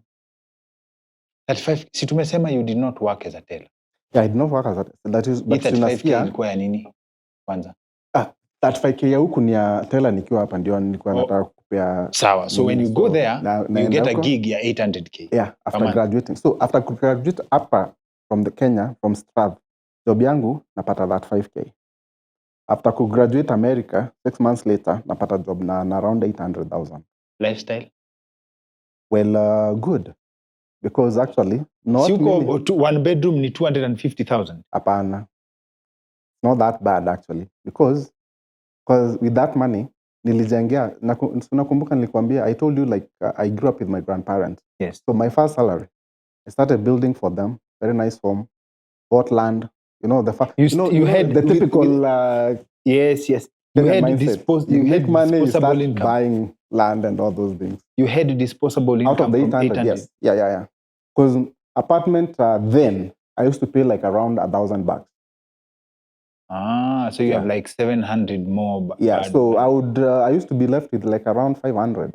Clean, yeah. Net. After net, and I'm single, no family, nothing. As assistance analyst. 800,000. 6 months after graduating. Okay. After graduating from this side, I was making that 5,000. And with this 800... And this is a course you did for like 6 months? 6-7 months, yes. Skills, man. Skills, bro. And skills. Those opportunities are still there? They're always there, man. There's always there. They're always there. You just need to know what you want. That's why I always tell people. How can people access them? Well, I don't know, man. Just do research. You know, like for example, if you want to get into tech, there's a lot of, what do you call them? Like boot camps all over the place. You can do those ones, get the skills, get to know how to do these things, and you're going to get a gig. Tech. Yeah. Minus the concept of you having to, you can't stay outside the US for more than 6 months. Yes. If you are to work in Kenya, because these are jobs you can do remotely, right? Yes. Do you still have the range to earn that much? Yes. You're in Kenya, you're working for a company in the US, you can make that much. Yes. 800. Yes. More. By the time I left before I started the Kenya Airlift program, I worked in the tech space for about 5 years. By the time I left that job, I was making 1.5 million. And I was just a normal guy. I was never like a manager. I never managed anybody before I started my own company. So na tuanze na ile degree yote ulifanya MBA nini useless. Yes. To some extent, yeah. Yeah. But as a systems analyst, unafika mahali. Yeah. Please get us into this mindset of quitting a job that earns more than the president. I'm telling you, by the way. Officially. You see, bro, if you are an entrepreneur, you live in a job. Where does this entrepreneurship bug bite you? You see me. Kwa sababu you've been an employee from 35. I've been an employee throughout. So me, when I got into that space, I started, because like I told you, I started seeing, like I could see, like there's money here. Not many people in my, like from my background, are into this space. Unaona tu, most of the people that I used to work with are usually Asians, Indians, Chinese, and Americans. No Kenyans, no Africans, nobody. So I was like, I'm making this good money. I'm living very well. I'm single man. I'm making all this money. Hii I'm single umesisitiza, but carry on. because you see now, when you have a family, the expenses balloons. Bro, when you have a wife, you have kids, even this 500 could be, So the secret to poverty is family. I don't know, man. I don't know. But I think Mpaka hapa kwa 1.5 million uko single bado. Bado niko single. Okay. Yeah, bado niko single. In fact, actually, I got well, when you say single, like I don't have a family. Let's put it that way. Like I'm not married. I don't have any family. When mkora tu town. Mimi tu as in tu ni ile as in, Okay. Yeah, as in, unaelewa as in nini but yeah. So see ati niko single as in, you understand? But uko single as per papers. Yes, nikifile, for example, my tax returns, I will file as single because I'm not married. I don't have haujaregister mama wako na serikali. Yes. Yeah. That's really what I mean, single. Yeah, but otherwise, so I left the job. No. You had asked something like, why would somebody really leave like 1.5? Yes. That kind of a job.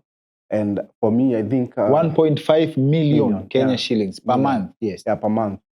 So, and you're not extravagant at nini unaharibu pesa. No. So going by your mathematics, you are someone who would be earning 1 million shillings, 1.5 million shillings, na unabaki nata $1 million. Yeah, I was almost $1 million. Yes. Yeah. Okay. On a monthly basis. So I got into this space and like, I can actually start my own thing. Rather than making this 1.5, if I start my own business, I can make more. There's, when you're in business, there's endless possibilities. I'm interested. Okay, of course I know the entrepreneurship mindset. Yes. You earn 1.5 million shillings every month. Yeah. You probably have disposable income of 1 million shillings every month. Yes. It's enough for you to be comfortable. Yes, very comfortable. Hii ingine mingi unatafuta ya nini? Kwanza, in fact, actually, I always say, like, if you make like that kind of money, it's very easy to be very comfortable. Like, you can't think of anything else. You have a very nice home. You are basically living the American dream. You have a very nice car, very nice home. You don't need anything. But you see also, it depends with the mindset of the person. So we are not all the same. Mostly entrepreneurs are people who take risks. For me, in as much as, yes, I was making this amount of money, I was still wanted to do something that can propel me to the next level.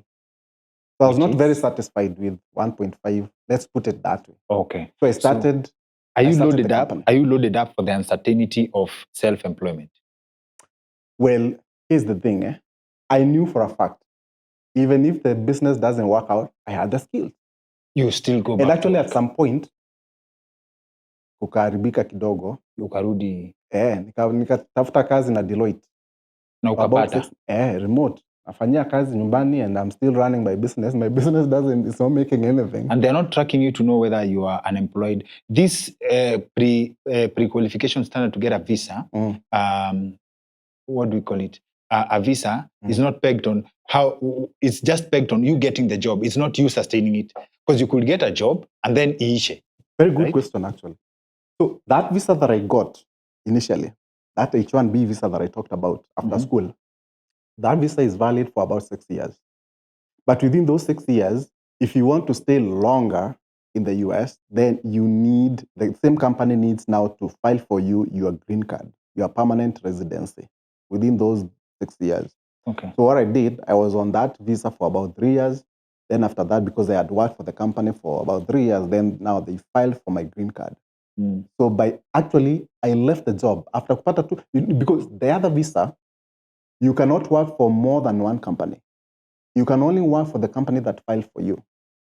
But if you have a green card, you are free. You can work. I can work for 10 companies if I want. And the good with tech skills, you can take jobs remotely. You can have even 3 clients you're servicing. Okay. So when I got that green card, that's when I was like, you know what? I cannot, because also this other visa before the green card, I can't also start my own business. Because you are supposed to maintain one employer at any given time. Because otherwise, I would have started like long time ago. Like I started these things. Yes. So what I did, once I got that green card, I was like, well, you know what? I can just leave the job. But I had the security of the skills that I had. The skills have not deserted me just because I've started the business. No, the skills are still there. What is this business? So I started a tech consulting company. So basically, I started training people to do what I was trained to do. You understand? Yes. So whatever I learned in those 5 years, I was like, I can replicate it. Who are you through my own training? company. People in America? People in America. Okay. People in Kenyans who are America. looking for jobs. Immigrants. Not necessarily Immigrants. Kenyans, but immigrants. Okay. Africa, Nigerians, whatever, Yes, all that. Yes. Yeah. So I was like, I can do the same thing. I got trained. There's so many of them who are looking for these opportunities. I can train them. Yes. So I started my company, training. So start the company, doing very well initially. You start as in by going in, you make the money. You make more money than you are making. So when I started, even from the first month, I was actually making as much as what I was making working. In the first month? Yes. Okay. From the moment I opened that business, I was making at least what I was making when I was working, which gave me the morale. But as they say, when you get into business, you'll never know what can happen. You know, shit happens, man. So a few months down the line, I started seeing something. The people that were coming to the training, they were not like the caliber of the student that I wanted. Caliber. Yeah. Okay. Like you see also, you want the best, the talent that you want understand. is you want like really good I talent so that you can train them and maybe even they're able to get jobs. Okay. You don't want to, because these skills that I trained on and these whatever you are doing, these are very complex skills to train people on. It's not just for anybody out there. There are certain levels of capabilities you're looking for. Yes. I get so you. not just because maybe you have a whatever, it's not necessarily that you can really do it. Like Okay. it's one of those things that you have to be really good. So I started seeing that I was having a problem in terms of getting the talent that I really wanted. Yes. So naturally, what do you do if you have a business? You start looking for solutions. This is a problem that has come. I've left my job. I don't have any other job. It's this business, and I'm not finding the right talent. What do I do? Start thinking. How do I find this talent? Like that's my initial mind that came to me. Like, how do I find this talent? Thinking about it, and I was like, well, you know what? Maybe back home. That was the idea, back home. But now, the problem was how, right?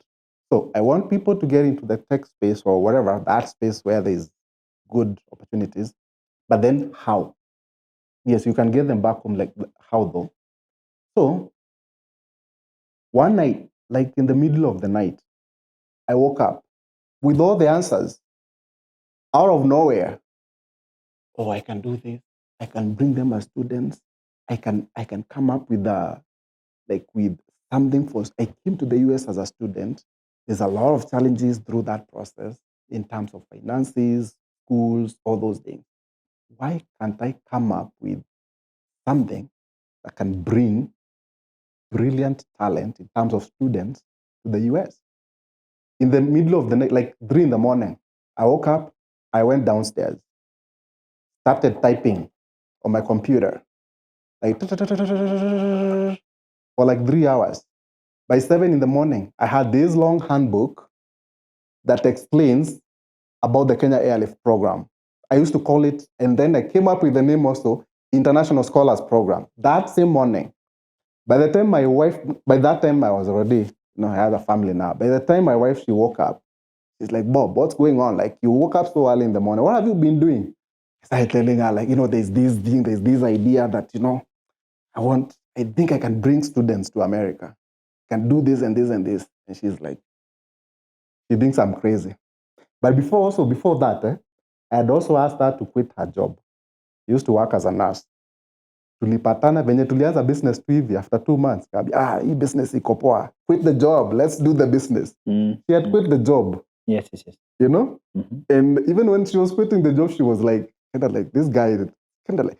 And I think also, entrepreneurship, you have to be kind of like crazy a little bit. I know. You understand what I'm saying? Eh? You have to be kind of crazy.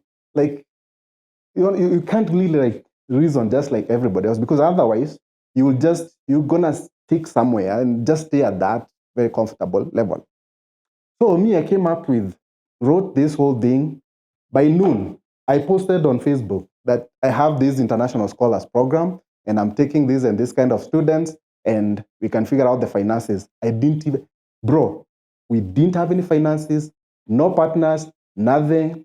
But also that morning, I started Googling, how can I find maybe banks that give money to students and all that. Remember, I'm just a small startup, bro. Mm-hmm. Then Google and all that. I did my research and I'm like, there's a way out. And that's how the program was born. So initially started as International Scholars Program in 2018.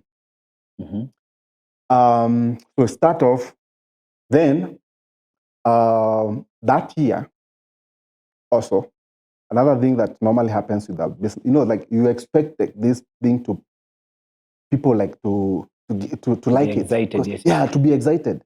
But guess what? Actually, a lot of people used to think that program was too good to be true.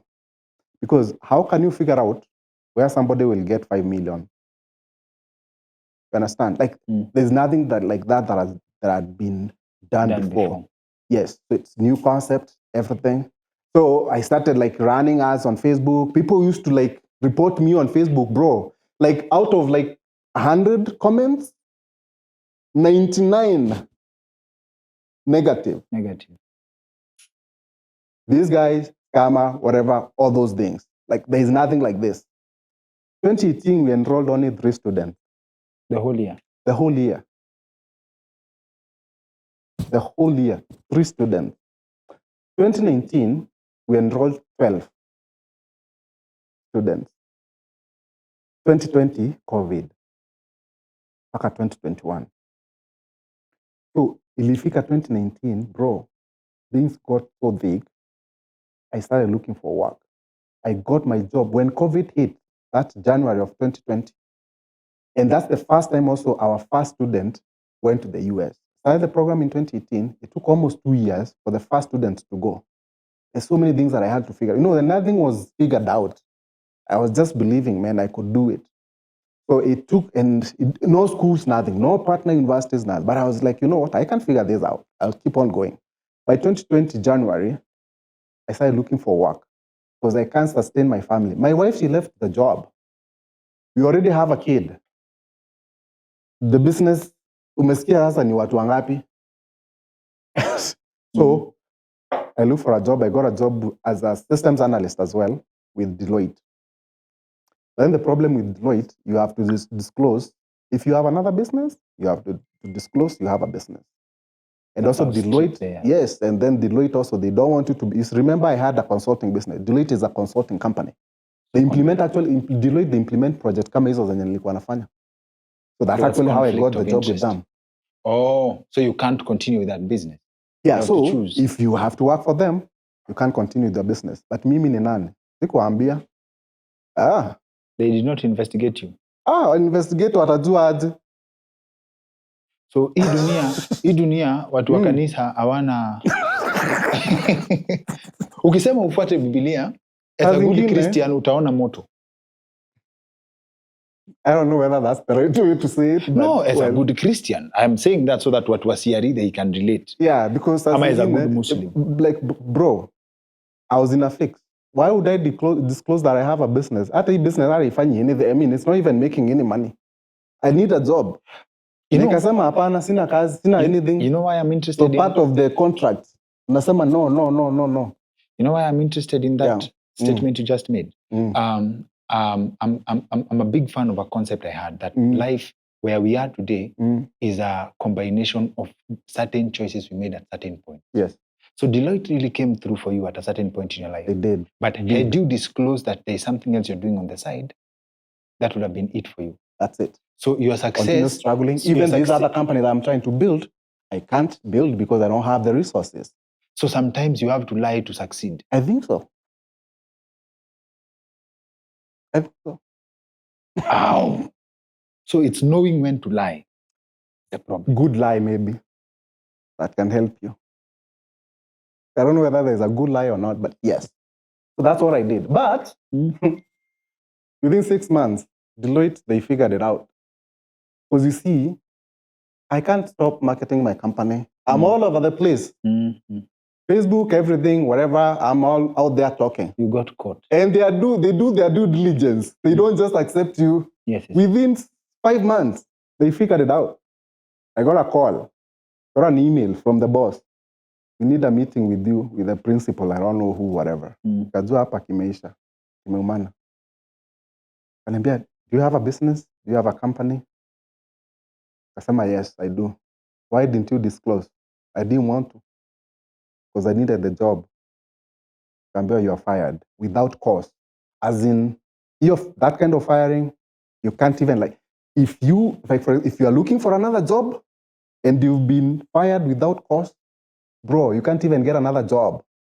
Like anywhere ni mnati, umefukuzwa tu kwa hiyo kampuni, you're not even employable. You got a job for telling a lie and then they fired you for telling the truth. for telling the truth. It's a paradox. I know, right? Guy. Yeah. So, but at least for 6 months you're set kidogo. Yeah. You're not going from scratch. Making almost the same as I used to make. So you're going back to start your business from scratch. Yeah, so I'm still doing the business. Nimefukuzwa. I've already saved a little bit of some money. I can be able to push myself. Your time ya COVID. Also, when I got fired, also I looked for another job also remotely, with one of the government agencies in the US called National Science Foundation. Okay, ikapata also remotely. Remotely they can employ you even you've been fired without cause. So what happened is this. For some reason, I don't know, maybe vitu zingine ni God. For some reason, the report that, normally when an employer is, before they employ you, they do their due diligence, background check and stuff like that. There's nothing like that came. Oh, so Deloitte didn't set you up. Yeah, they could have if they wanted. Yeah, nothing came up. So I got this other job. I continued with it, and that's actually the one that sustained me until the company now started, growing now, by itself and all that. Okay. So to cut a long story short, after COVID, the program really picked up in 2021. There's a time that I was featured by Jalango. I watched it. No, 2020. Early 2021, I was featured by Alex Samwada on KTN, Daring Abroad. Mm-hmm. I was featured by him, and that brought a lot of people started knowing what you are doing.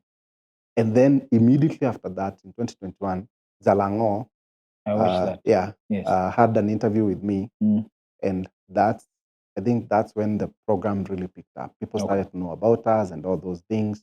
But you can imagine, between 2019 and 2020 and 2021, we didn't have a lot of people, who were coming to the program. Yes. We had the first student came in January of 2020, 2021. So the whole of 2020, we didn't bring anybody else because of COVID.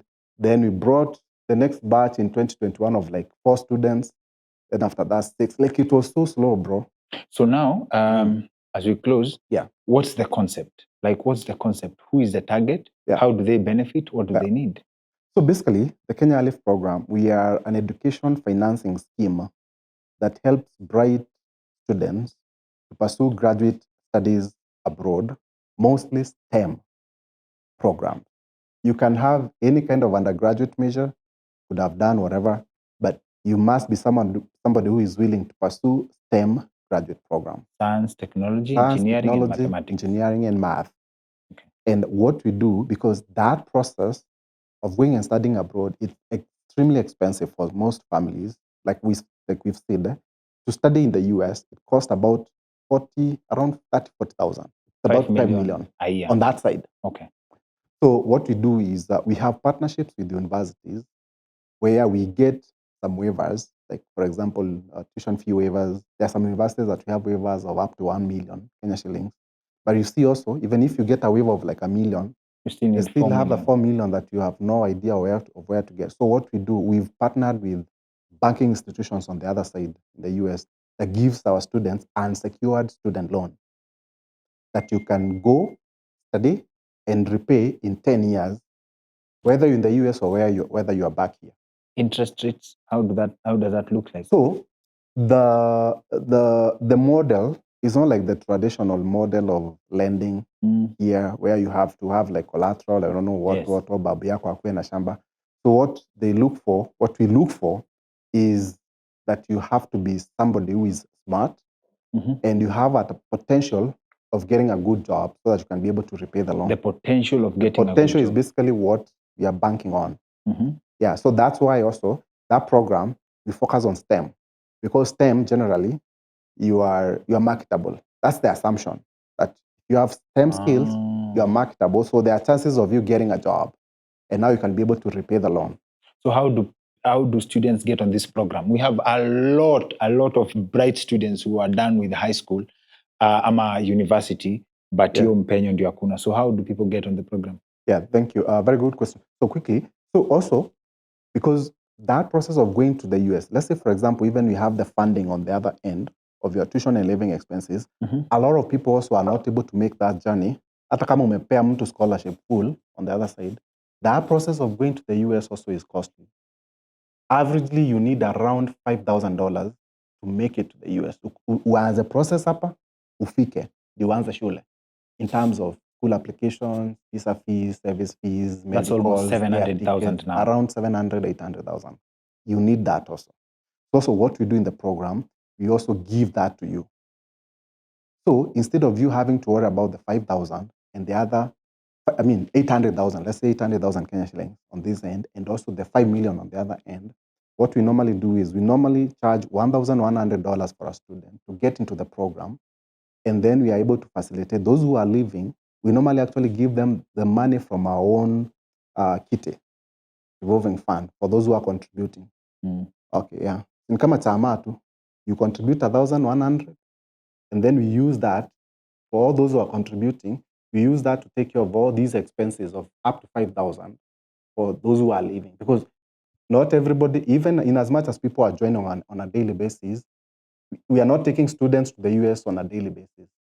We take students to the US in August and January. For example, kama saizi, our students for August, they are leaving. We have a luncheon for them. We celebrate them at the Sarova Pan-Afric on 27th. We expect around 150 students to be leaving. Na yenu haina hiccups kama za Finland? Well, you see, in fact, actually, I was put on the spot last year on KTN because of your scandal, Finland. I was on the news. You see, we also, of course, we have our own challenges in the program. And one of the main challenges that we usually have in the program is where somebody actually, because sometimes when they start this study abroad process, it sometimes thinks like it's guaranteed. Someone thinks like, hey, I put in $1,100. You know, that's how much? Around 140, 150, right? So you're like, hey, I'm putting in 150,000. Be better this thing is better work. It better work, you know. So, but there's aspects of this program that are beyond our control. One of them is visas. Bro, nilikwambia mimi nilinyima visa mara 5, mara 4. But ndio nauliza, there is no strategy for you to only focus on people who have gotten the visa. No. Yeah. Because how do you get the visa if you don't know? See, for you to get the visa, you need to have the school and you need to have the funding. Where will you get the funding? That's where you come in, getting the school and the funding. Getting the school and the funding. So what happens to someone who applies for a visa, they've paid, but they don't get it? Yeah, and we get those cases. So we get those cases. So you see, I always tell people, like, if you get denied a visa, it doesn't mean that your journey or your dream dies. You go back again. We actually have students getting visas at the 2nd attempt, 3rd, even 4th. I have a few students who got visas at the 4th attempt who are going this August. When you are wamekataliwa na America. So also, we also have our Canada's Plan B. just in case. Unajua, we also get some of these cases, as you've said. Kuna mtu maybe around, people have all kinds of stories. Ulienda, maybe uka-apply uko US, njui for some reason, maybe umetumia document, I don't know what. Yes. Ikakuramba, maybe uwezi enda US tena. You can also try Canada. We have Canada as an alternative, but our main market is the US. Yes. But if you get denied a visa, you basically reapply. The only cost that you're going to incur is basically the extra visa cost. Visa cost. Yeah, which is around $185. What about the person who, and I also believe you get these cases, someone has given up on the American dream, for the people who give up mapema, and they've said or may deposit kama 140,000. What happens? Do they get a refund? Aende ajaribu Uganda? Very good question. So one thing, yes, at the end of the day, we really want also serious students. Hatutaki uingie kwa program wewe ni wale watu as in mambo ikiumana umetoka. So we want serious students. So basically, our policy states that if you join the program and you've been in the program for more than 6 months, you don't get anything. You basically need to stick around. Try as much as possible. If you have been in the program for more than 6 months. If you've been in the program for more than 6 months, no refund. Okay. But if you've been in the program for less than 6 months, you get refunded $500. $500? Yeah. Out of the 1,100. So 600 gone. Reason being because also we want committed students at the end of the day. You don't want somebody, and that's why even I'm having this conversation with you, because I always like talking about these things, because one of the problems that actually we have in the program is I always like managing people's expectations. Okay. That you are getting into this and nothing is guaranteed, because you get a lot of people out there, they think that, most of the people who have never been through this process of going abroad, they think like, it's just a guaranteed thing. Because you put in the money, you're gonna go on the other side. But it's not, because this visa here is given by the US government. You can be denied. If you're one of those people who give up so easily, you'll be denied once and then you're out. You lose your money because you've been in the program for more than 6 months, and that's it. Thank you for being honest. I like managing that expectation. Thank you for being honest. Yeah. in that front. And I think our audience will also not forgive me if I didn't ask you this. Yes. Do you have people who, let's say, for example, paid in 2018, but mpaka leo, they never got a visa? Yeah, actually, I have a student who joined in 2019. Saindi ana process visa yake. But also, it's because some students are also, you see also, I always say this, our program is more or less like, for example, when you join from one, for example, you went to Ngovio High School. That was a very nice school. You guys joined in when you had like maybe 350 marks and out of 500, right? So many of you. Did all of you guys go to university? No. It's the same thing. Because this is a process. There's students who come into the program, they are so good, but for one reason or another, they are not doing what they need to, because there are some exams also you have to do, called GMAT and GRE, through the process. And this, it's all about your own initiative. You might actually also fail that exam, even before you get to the visa. You do the training and everything. If you fail the exam, you have to repeat.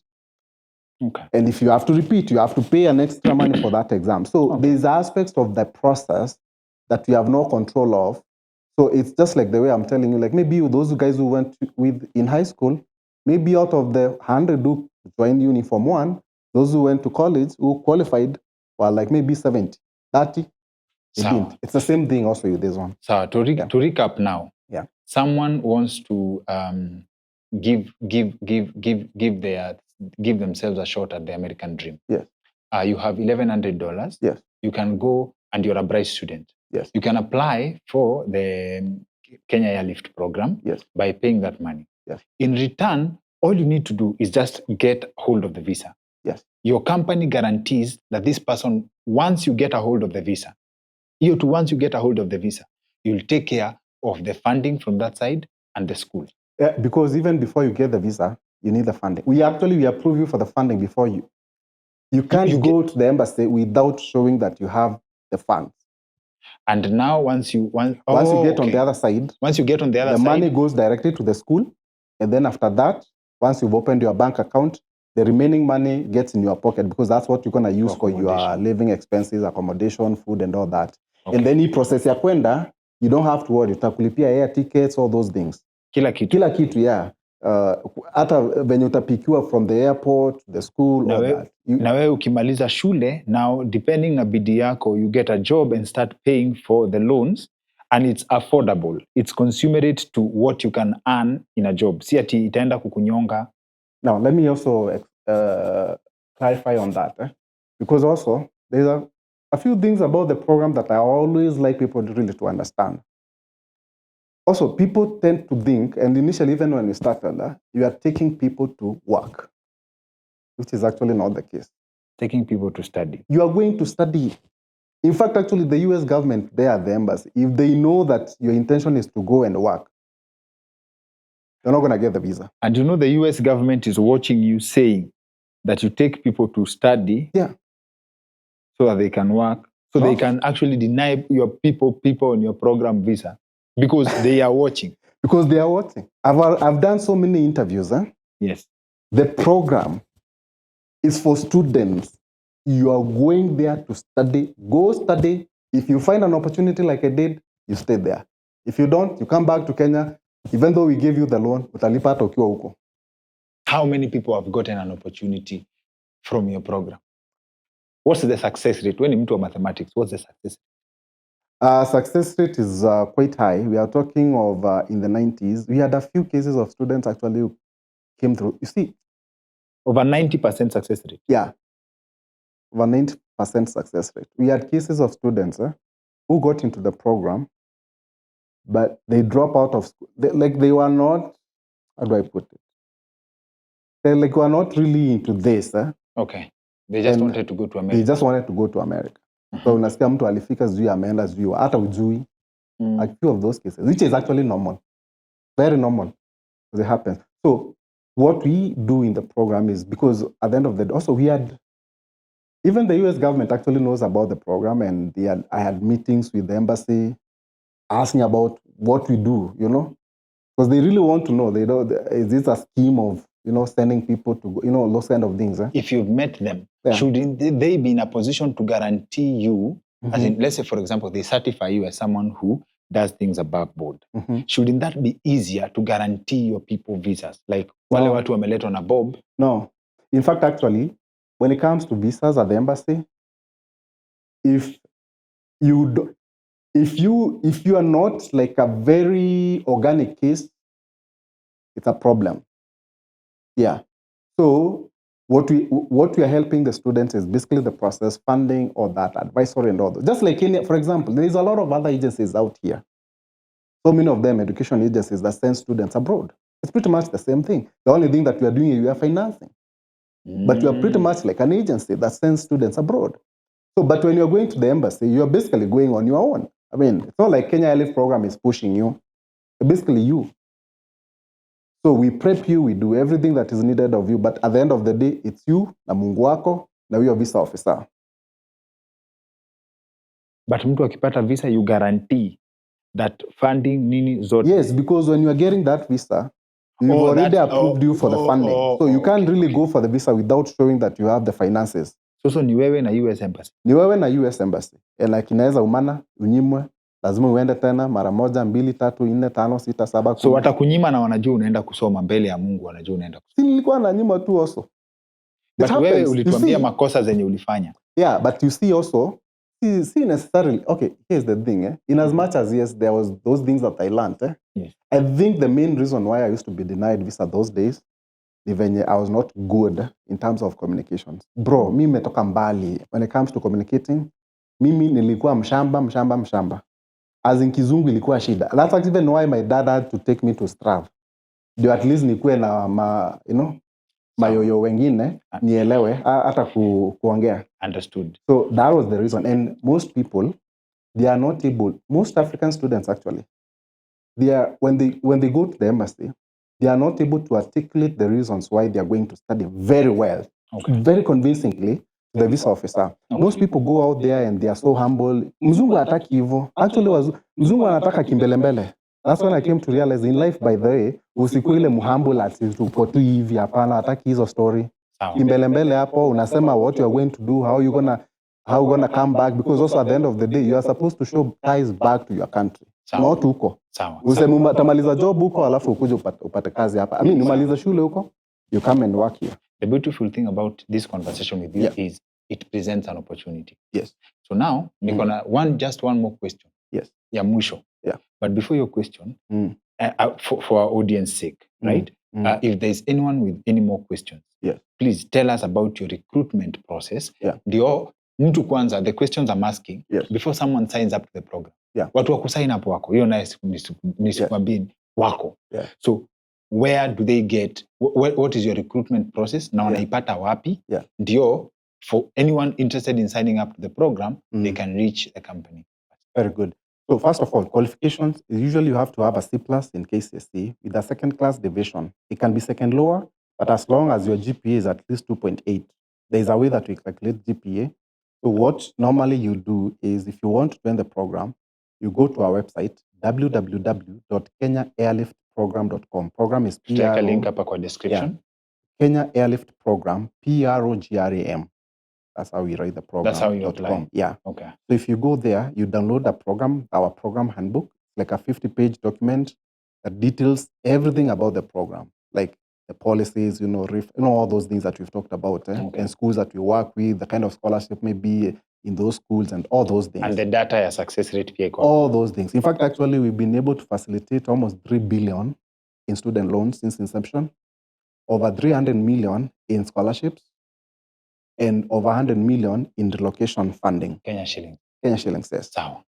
So hiyo tumemaliza. So those are the statistics. So now ya mwisho about show yetu. Yeah. There's something tulieka mental note. Like you are single and you're making money. Yeah. Then tukakuja tukaongelea kitu hapa in passing. Tushamaliza mambo ya airlift. Tukakuja tukaongea mambo in passing ya family, you need to be very careful. So as ukiwa America hapo, do you import or do you source locally? A very, very interesting question, eh? Yeah. From my own experience, it's a bit, how do I put it? You'd rather have your own, somebody that you come from the same kind of background, mnaelewana, kuliko mtu wa huko. You'd rather marry a Kenyan? Yes. I'm African, at least. So Africa mnaenda wapi Nigerians? Okay, well, maybe, well, African, it's okay. But at least, the best scenario is basically to get somebody from here. Somebody. But that's not to mshamba say that mwenza. Mshamba mwenzako. Because huyu atakuelewa. Mostly on that. Kuna story ingine imetrend ya jamaa alikuwa US by the way, alikuwa anafanywa interview. Alipelekeshwa mbio. Geuziwa na wife, a white woman, white wife.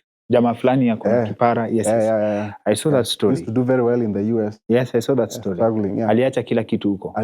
Akageuziwa mpaka na family. Kila kitu, everything. So you see, those guys, their way of being brought up. Me, for example, when like me, for example, may grow up in the village. My thinking is totally different from an American.